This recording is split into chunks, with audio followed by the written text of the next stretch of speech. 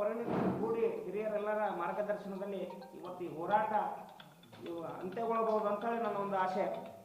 ಯಾಕಂದರೆ ಈ ಅಂತ್ಯಗೊಳ್ಳಕ್ಕೆ ವಿಜಯಪುರ ಜಿಲ್ಲೆಯಿಂದ ಕೂಡ ಇದೇ ಆಗಸ್ಟ್ 29ನೇ ತಾರೀಕಿಗೆ ಇದೇ ಸಮುದಾಯ ಕಿತ್ತೂರಾಣಿ ಸಮುದಾಯ ಭವನದಲ್ಲೇ ಒಂದು ವಕೀಲರ ಒಂದು ಪೂರ್ವ ಸಭೆ ಮಾಡಿದ್ದೀವಿ.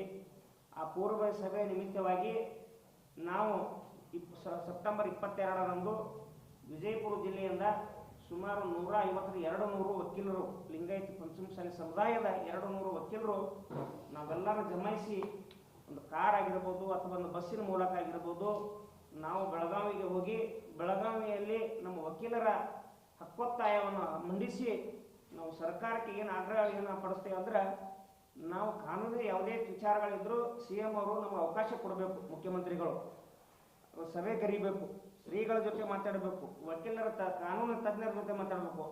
ಆದರೆ ಇವತ್ತಿನ